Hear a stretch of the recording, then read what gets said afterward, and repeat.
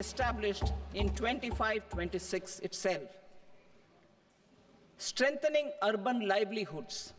Our government has been giving priority to assisting urban poor and vulnerable groups. A scheme for socio-economic upliftment of urban workers will be implemented to help them improve their incomes, have sustainable livelihoods, and a better quality of life. PM Swanidhi scheme has benefited more than 68 lakh street vendors, giving them respite from high-interest informal sector loans.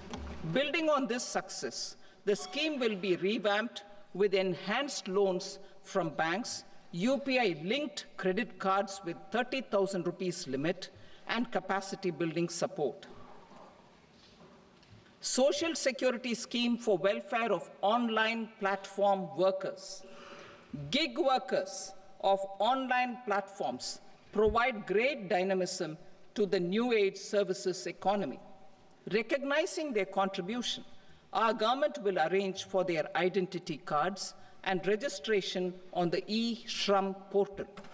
They will be provided health care under PM Jan Arogya Yojana. This measure is likely to assist nearly 1 crore gig workers.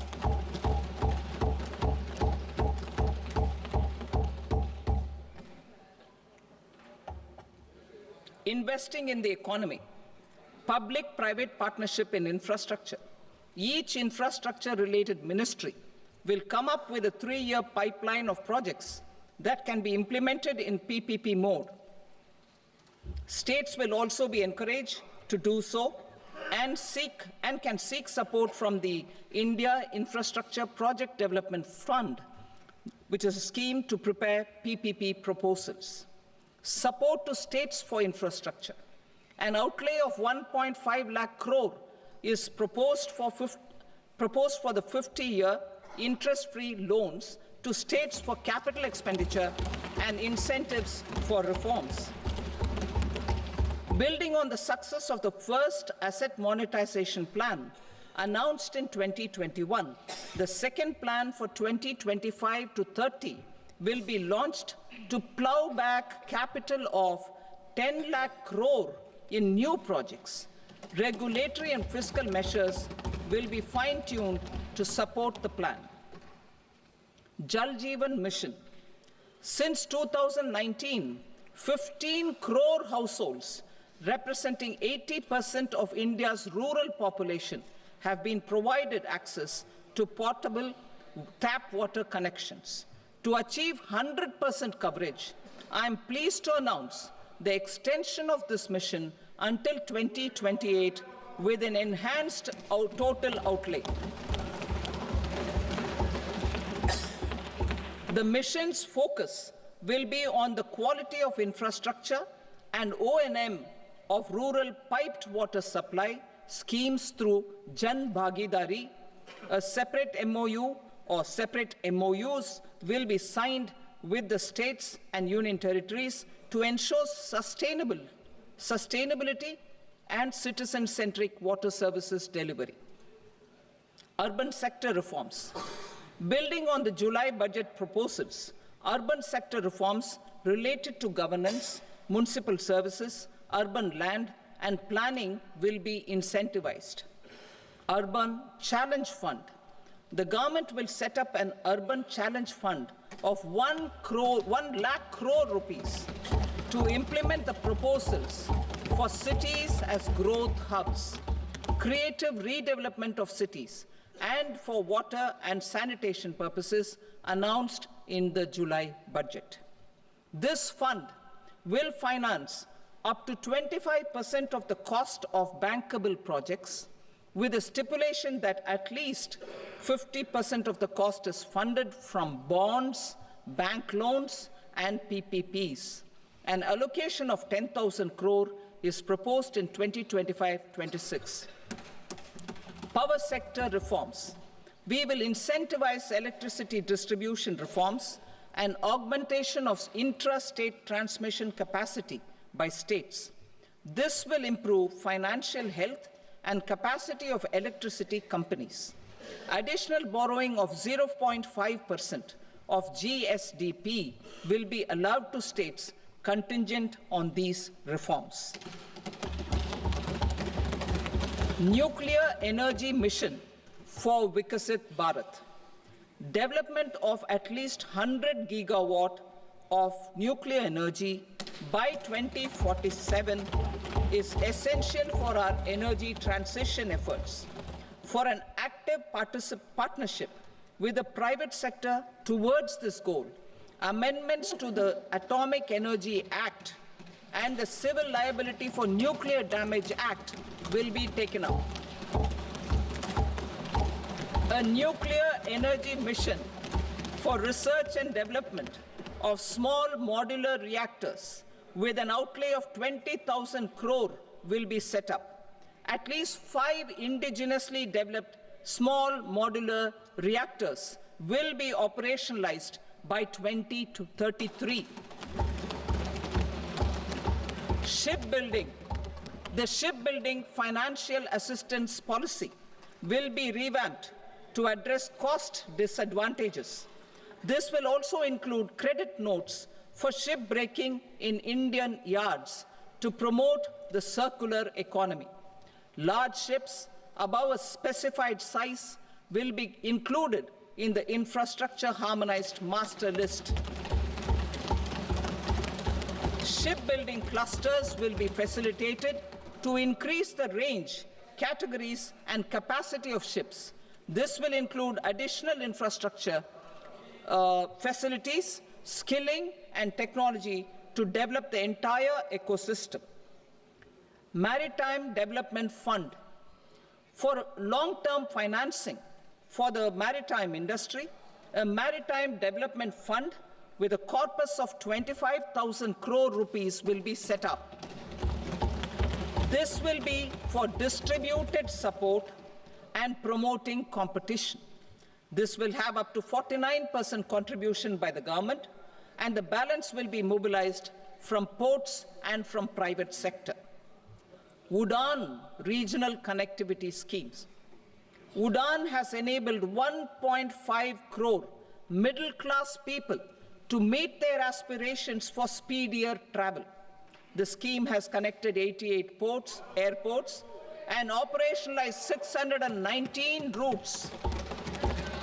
Inspired by that success, a modified UDAN scheme will be launched to enhance regional connectivity to 120 new destinations and carry 4 crore passengers in the next 10 years. 4 crore additional passengers in the next 10 years. The scheme will also support helipads and smaller airports in hilly, aspirational, and northeast regional districts. Greenfield airports will be facilitated in Bihar to meet the future needs of the state. These will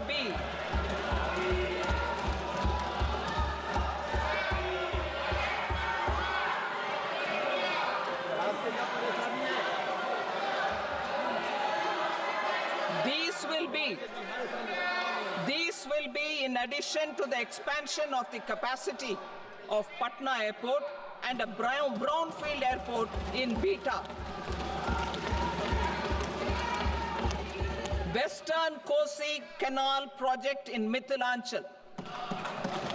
Financial support will be provided for the Western Kosi Canal ERM project, benefiting a large number of farmers, cultivating over 50,000 hectares of land in the Mithilanchal region of Bihar.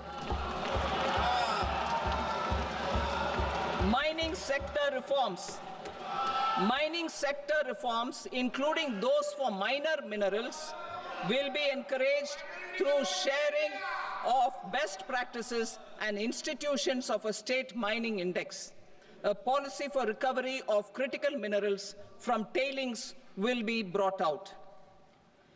Under the special window for affordable and mid-income housing, SWAMI, 50,000 dwelling units in stressed housing projects have been completed and keys handed over to home buyers. Another 40,000 units will be completed in 2025, further helping middle-class families who were paying EMIs on loans taken for apartments while also paying rent for their current dwellings. Building on this success, Swami Fund 2 will be established as a blended finance facility with contribution from the government, banks, and private investors.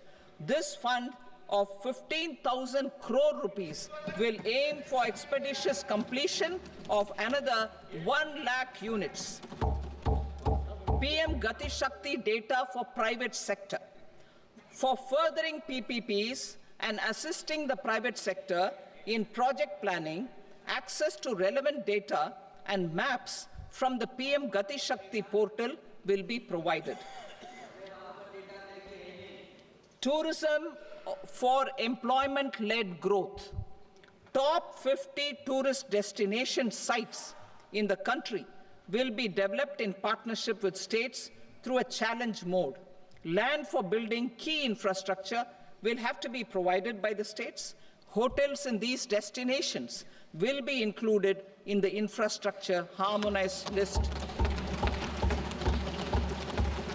The following measures will be taken for facilitating employment-led growth.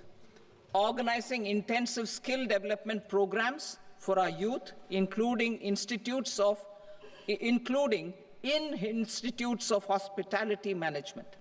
Providing mudra loans for homestays. Improving ease of travel and connectivity to tourist destinations. Providing performance-linked incentives to states for effective destination management, including tourist amenities, cleanliness, and marketing efforts.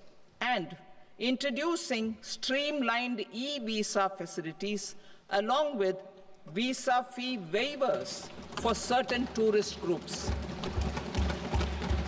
Continuing with the emphasis on places of spiritual and religious significance, in the July budget, there will be a special focus on destinations related to the life and times of Lord Buddha. Medical tourism and heal in India. Medical tourism and heal in India will be promoted in partnership with the private sector, along with capacity building and easier visa norms. Investing in innovation. To implement private sector-driven research, development, and innovation initiatives announced in the July budget, I am now allocating 20,000 crore rupees for this purpose. A deep tech fund of funds will also be explored to catalyze the next generation startups as a part of this initiative. In the next 5 years, under the PM Research Fellowship Scheme, we will provide 10,000 fellowships for technological research in IITs and IISc with enhanced financial support. The second gene bank with 10 lakh germplasm lines will be set up for future food and nutritional security. This will provide conservation support to both public and private sectors for genetic resources. We will start a national geospatial mission to develop foundational geospatial infrastructure and data. Using PM Gati Shakti, this mission will facilitate modernization of land records, urban planning, and design of infrastructure projects.